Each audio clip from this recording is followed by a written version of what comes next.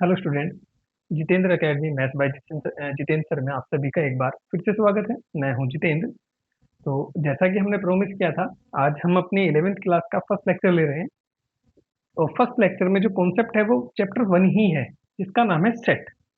तो सेट में हम पढ़ेंगे सेट को, क्या होता है सेट, उसके बारे में जानेंगे। फिर सेट के इस चैप्टर में हमें क्या क्या पढ़ना है, हम उसके बारे में आगे चल के रेगुलर करेंगे। ठीक है, तो सबसे पहले कॉन्सेप्ट, फिर उस चैप्टर में हम क्या क्या पढ़ेंगे वो टॉपिक, फिर जब स्टार्ट करेंगे तो सेट होता क्या है उसको एक्सप्लेन करेंगे, देन हम इसको कंटिन्यू करेंगे। ठीक है, तो आज का लेक्चर स्टार्ट करते हैं बिना टाइम गवाए। चैप्टर का नाम है सेट, जिसको सेट थ्योरी भी बोलते हैं। ठीक है, तो सेट में हमें क्या क्या पढ़ना पड़ेगा। देखिए, सबसे पहले तो इंट्रोडक्शन होगा।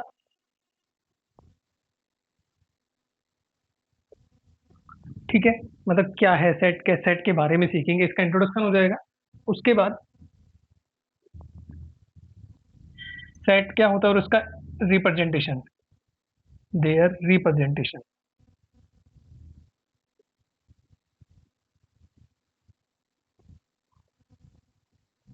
ठीक है, पहले इंट्रोडक्शन हो जाएगा, फिर सेट और उसका रिप्रेजेंटेशन हो जाएगा। फिर सेट के बारे में पढ़ेंगे हम कि क्या होता है, एम्प्टी सेट क्या होता है इसके बारे में पढ़ेंगे। फाइनाइट सेट क्या होता है, फिर ऐसे ही इनफाइनाइट सेट क्या होता है। इनफाइनाइट सेट के बाद फिर इसकी प्रॉपर्टी आ जाएंगी, एक इनफाइनाइट, फाइनाइट, फिर आ जाएगा सबसेट क्या होता है।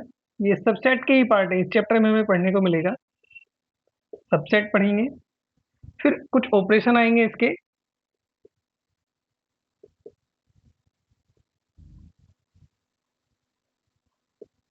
ऑपरेशन रिलेटेड टू सेट में हम इसमें सबसे पहले पढ़ेंगे यूनियन ऑफ सेट।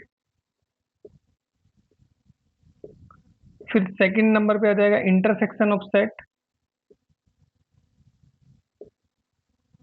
ठीक है, यूनियन इंटरसेक्शन के बाद हम पढ़ेंगे यूनिवर्सल सेट।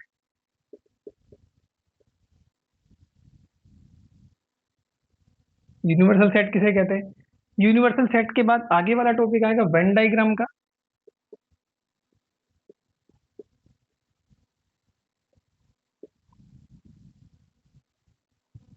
वेन डायग्राम के बाद फिर हमें पढ़ना है difference of set, complement of set.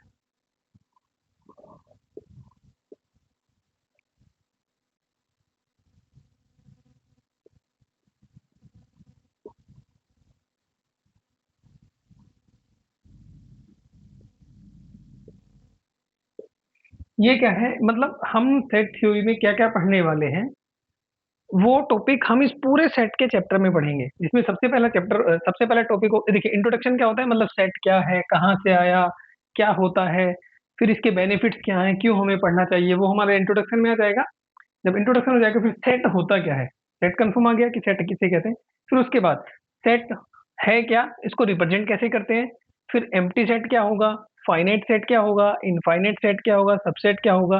फिर उसके बाद इसके कुछ ऑपरेशन होते हैं जो सेट से रिलेटेड होते हैं, जिसमें union of set, intersection of set, universal set, Venn diagram, difference of set and last में आएगा कॉम्प्लीमेंट ऑफ सेट। फिर इसकी जो एक्सरसाइज है उनको सॉर्ट आउट करेंगे। यहाँ तक बात समझ में आई। चलिए अब स्टार्ट करते हैं क्या, कि सेट होता क्या है, मीन्स अब हम पढ़ेंगे इंट्रोडक्शन ऑफ सेट। ये तो हमारे सेट की समरी थी, मतलब इस चैप्टर में हमें क्या क्या पढ़ना है, आगे बात समझ में। चलिए स्टार्ट करते हैं इंट्रोडक्शन से।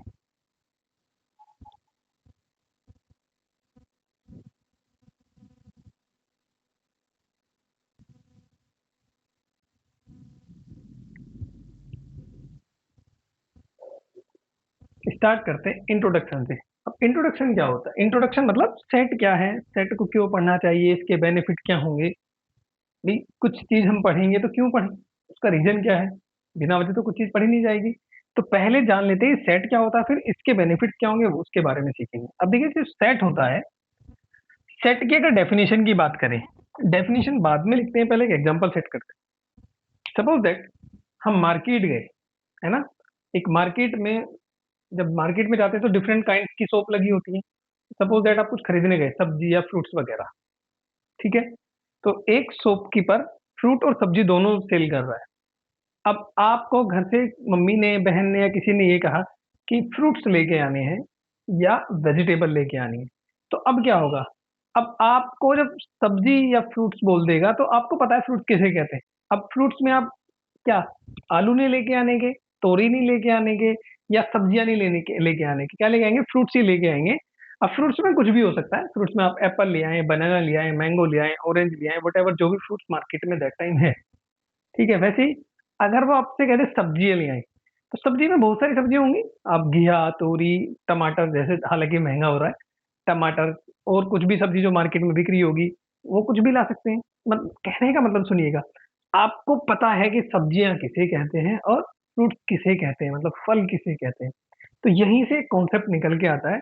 ये जो आपको पता है कि किसे फ्रूट्स या किसे सब्जियां बोलते हैं, इनका यूज करेंगे डेफिनेशन को क्लियर करने में। अब डेफिनेशन की बात करते हैं।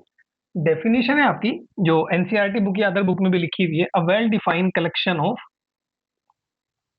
A well defined collection of distinct object,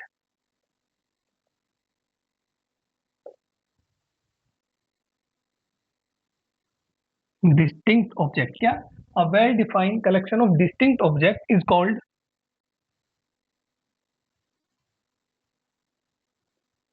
set। आ गया समझ में? देखिए, हमने यहाँ पे क्या यूज किया? Well defined collection of set. ये जो वेल डिफाइंड वर्ड लिखा है, कलेक्शन तो बाद में कर लेंगे, लेकिन वेल डिफाइंड जो यूज किया था, इस वर्ड का मीनिंग समझिए। वेल डिफाइंड मतलब मैंने कहा ना, घर से आपको क्या बोला है? सब्जियां लेके आनी है। अब सब्जियां आपको वेल डिफाइन है कि किन आर्टिकल को हम सब्जी बोलते हैं, किस ऑब्जेक्ट को हम सब्जी बोलते हैं। अगर ये मम्मी ने या किसी ब्रदर या फादर ने कहा कि फ्रूट्स लेके आए, तो आपको पता है कि कौन से ऑब्जेक्ट को फ्रूट बोला जाता है। आप एप्पल की जगह आलू नहीं उठा के लेके आने की, क्योंकि आपको पता है एप्पल एप्पल क्या होता है, और एप्पल को फ्रूट में काउंट किया जाता है या वेजिटेबल में काउंट किया जाता है। आ रही है बात समझ में? तो ये जो आपको नोन है कि सब्जियां हैं या फ्रूट्स हैं, या मार्केट में आप और कुछ भी लेने जा सकते हैं, को शॉपकीपर के पास जाएंगे तो कुछ और भी, मतलब ड्राई फ्रूट्स भी लेने जाएंगे। तो आपको पता है ना, वेल नोन जिसे, मतलब वेल डिफाइंड का मतलब जो आपको अच्छे से पता हो, इसको क्या बोल सकते हैं? वेल नोन बोल सकते हैं, जो आपको वेल नोन हो। आ रही है बात समझ में? तो क्या, well defined collection of distinct, देखिए यहाँ पे वर्ड यूज किया है डिस्टिंक्ट। डिस्टिंक्ट का मतलब डिफरेंट, अलग अलग। क्योंकि आप सब्जी केवल आलू आलू तो उठा कर नहीं लाएंगे, है ना? एक आलू का मतलब आलू ही होता है। आलू एक बोरी ले लीजिए, एक बुग्गी ले लीजिए, ट्रक ले लीजिए, आलू मतलब आलू ही होता है, ठीक है? या एक पीस ऑफ आलू रख लीजिए, आलू मीन्स आलू। या पूरा ट्रक एप्पल का उतार लीजिए, या एक एप्पल रख दीजिए, एप्पल मीन्स एप्पल ही होगा। तो डिस्टिंक्ट होने चाहिए फिर वो, है ना? कलेक्शन किसका? डिस्टिंक्ट एलिमेंट्स का, डिस्टिंक्ट ऑब्जेक्ट्स का। तो सब्जी आलू, तोरी, बैंगन सब अलग अलग हो जाएगा। आ रही है बात समझ में? तो ये डेफिनेशन है क्या, जो आपको वेल नोन हो, well defined collection of object is called set. Clear? अब यहां से बात आती है कि हम, सेट तो हमें समझ में आ गया कि सेट किसे कहते हैं। सेट किसे कहते हैं? Well defined collection of distinct object को। अब क्वेश्चन ये है कि सर हम सेट क्यों पढ़ें, इसका बेनिफिट क्या होगा पढ़ के? क्या हमें फ्यूचर में काम आएगा या नहीं आएगा? यस, आपके फ्यूचर में काम आएगा। अभी ये फर्स्ट चैप्टर है सेट, सेकंड चैप्टर है हमारा रिलेशन एंड फंक्शन। अगर आपको सेट नहीं आता तो रिलेशन फंक्शन नहीं आएगा। मतलब basic part of relation function वो सेट है। सेट आएगा, सेट की हेल्प से हम रिलेशन फंक्शन सीख जाएंगे, फिर उसी की हेल्प से आगे चल के सीरीज एंड सीक्वेंस आएगा, वहां पर भी सेट का बेनिफिट होता है। फिर उसी की हेल्प से आप, सबसे लास्ट चैप्टर है आपकी बुक का प्रोबेबिलिटी, वहां पे काम आएगा। और ये बात समझ देखिए, सेट के बेनिफिट। और सबसे इंपॉर्टेंट, जब आप प्लस टू में आ जाएंगे बोर्ड एग्जामिनेशन में, तो वहां पर भी सेट का यूज होता है। तो यूज ऑफ सेट की बात करें तो हमें कहाँ कहाँ काम आने वाला है? एक तो हम रिलेशन में सीखेंगे इसको, और साथ के साथ फंक्शन में। ये चैप्टर आपका 11th में भी है और 12th में भी है, ठीक है? इसके बाद सीरीज सीक्वेंस में, भी हमें सेट सीखने को मिलेगा, मतलब सेट की हेल्प से हम इनको सीख जाएंगे, कहने का मतलब ये। प्रोबेबिलिटी, प्रोबेबिलिटी एक इंटरेस्टेड चैप्टर है, हालांकि ये सबसे लास्ट में आएगा, तो यहाँ पर भी सीखने को मिलेगा। और बहुत सारी जगह है जिनसे सेट, जिनकी हेल्प से हम सेट को सीख सकते हैं। क्लियर? तो यहाँ तक बात समझ में आई कि सेट के बेनिफिट्स आ गए, यूजेस आ गए, इंट्रोडक्शन हो गया हमारा सेट का। और जो सेट थ्योरी जो दी थी, किसी ने सेट थ्योरी दी, सेट थ्योरी दी थी जॉर्ज कंटूर ने। और ये 1880 से 1875 अप्रोक्सीमेट है वैल्यू। नाम था जॉर्ज कंटूर, उन्होंने दी थी ये। ठीक है, एक मैथमेटिशियन है, उन्होंने इसको थ्योरी को दिया। हालांकि ये तो क्वेश्चन हमारे एग्जाम्स में नहीं पूछा था, फिर भी एक बेसिक नॉलेज के हिसाब से रख लीजिए कि जो सेट थ्योरी है वो जॉर्ज कंटूर ने दिया था। क्लियर? अब स्टार्ट करते हैं सेट का रिप्रेजेंटेशन। जैसा कि मैंने आपको फर्स्ट उसमें लिखवाया था कि सेट इंट्रोडक्शन के बाद क्या लिखा जाएगा कि सेट का रिप्रेजेंटेशन कैसे होता है। तो बात किसकी करते हैं? Representation of set.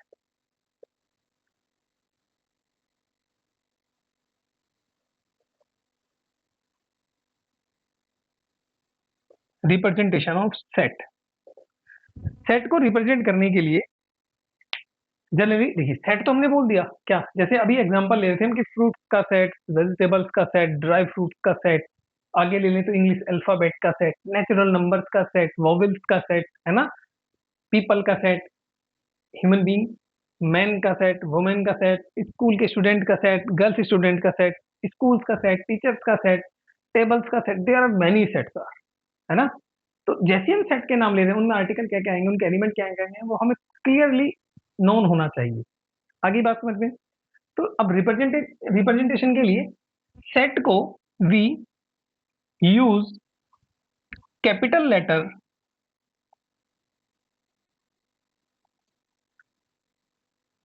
Of English alphabet.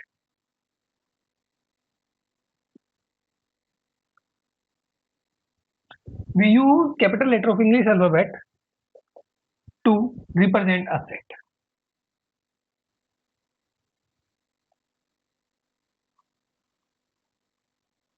Represent a set. It's mean set को रिप्रेजेंट करने के लिए हम इंग्लिश के कैपिटल लेटर अल्फाबेट का यूज करते हैं।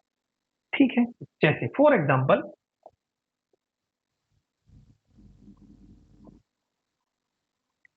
Set of natural number,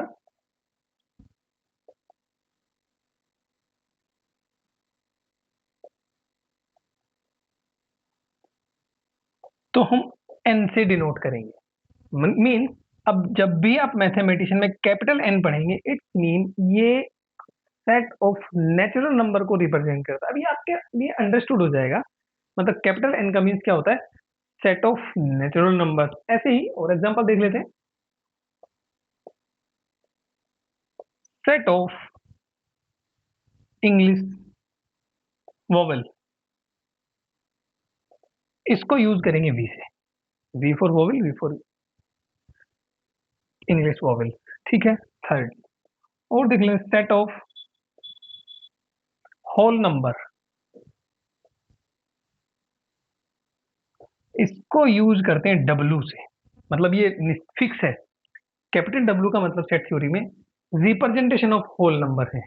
clear? और देख लीजिए, सेट ऑफ इंटीजर,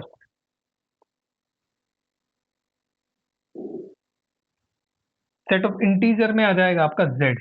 अच्छा, जेड में, जेड तो सारे इंटीजर के लिए प्लस माइनस के लिए, अगर जेड माइनस लिखा है सफिक्स में तो ये नेगेटिव इंटीजर होता है, और जेड पॉजिटिव लिखा है तो ये पॉजिटिव इंटीजर्स होते हैं, क्योंकि इंटीजर्स आपके नेगेटिव पॉजिटिव दोनों होते हैं। ठीक है, और सेट ऑफ रियल नंबर, ये बहुत इंपॉर्टेंट है, ये कैपिटल आर से रिप्रेजेंट होगा, ये फिक्स है। आ रही है बात समझ में? मतलब सेट को रिप्रेजेंट करने के लिए अब मैं बार बार कहीं सेट ऑफ नेचुरल नंबर नहीं लिखूंगा, मैं क्या लिखूंगा, direct capital N. English vowels के लिए मैं वी लिखूंगा, होल नंबर के लिए मैं डब्ल्यू लिखूंगा, इंटीजर्स के लिए हम जेड, नेगेटिव इंटीजर के लिए माइनस जेड माइनस, और पॉजिटिव इंटीजर के लिए Z positive. Set of real number के लिए आर। और भी डिफरेंट सेट हैं, जैसे सेट ऑफ कॉम्प्लेक्स नंबर ले लेते हैं,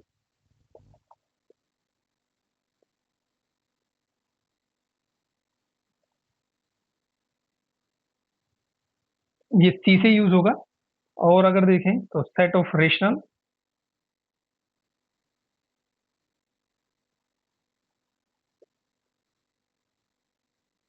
इसको यूज करेंगे क्यों से।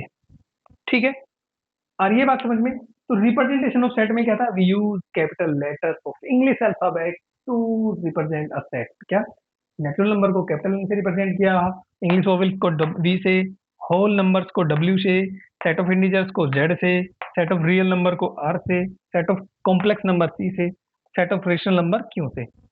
आ रही है बात समझ में। मीन्स किसी भी सेट को रिप्रेजेंट करने के लिए हमें क्या करना है, इंग्लिश अल्फाबेट का यूज करना है। आगे बात समझ। अब सेट को तो रिप्रेजेंट कर दिया, मीन्स आप सब्जी लेने तो चले गए, मतलब वेजिटेबल्स का आपने सेट बना लिया, लेकिन उसमें कौन कौन सी वेजिटेबल आई, है ना। भाई नेचुरल नंबर्स में कौन कौन होता है, उन्हें क्या बोलते हैं, मतलब क्या क्या नंबर आएंगे, वोवेल्स में क्या क्या आएगा, होल नंबर में क्या क्या आएगा, जेड में क्या क्या आएगा, आर में कौन कौन आते हैं, सी में कौन कौन आएगा, क्यू में कौन कौन आएगा। या जैसे हम एग्जांपल्स की बात कर रहे हैं वेजिटेबल्स, तो सपोज दैट वी, हम मान लेते हैं सेट ऑफ वेजिटेबल्स। तो इसमें आप कौन कौन सी वेजिटेबल्स है पहले तो ये बताइए, है ना।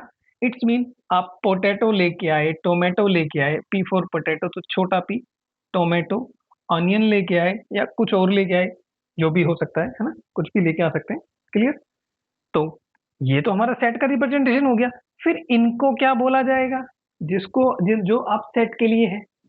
ठीक है, तो सेट के अंदर, सेट को रिप्रेजेंट तो कैपिटल एन से कर दिया, और ये जो सेट के अंदर लिखे जाएंगे ये क्या होंगे, एलिमेंट्स ऑफ सेट होंगे, एलिमेंट्स ऑफ सेट होंगे। मीन्स नेचुरल नंबर में कौन कौन था, 1 2 3 4 5, ये सब क्या एलिमेंट्स बोले जाते हैं, क्या होते हैं एलिमेंट्स। ठीक है, और एलिमेंट्स ऑफ सेट को ऑलवेज स्मॉल लेटर से रिप्रेजेंट किया जाएगा, small letter of English alphabet.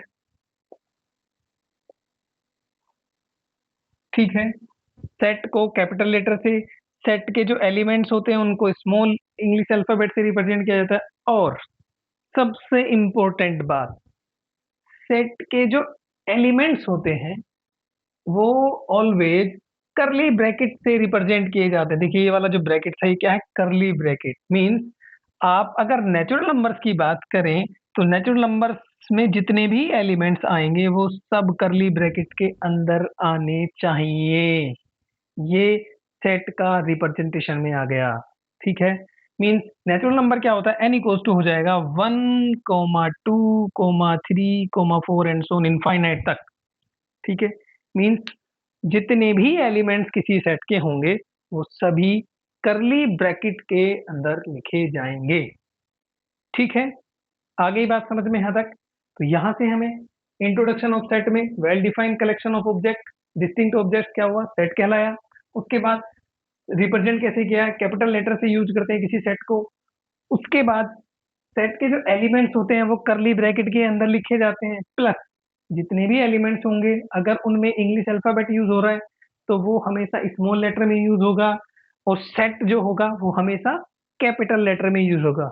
आगे बात समझ में, यहाँ तक तो कोई दिक्कत नहीं।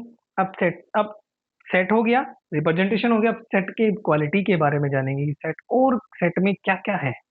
ठीक है, तो अब बात करेंगे सेट में कितने टाइप के सेट होते हैं।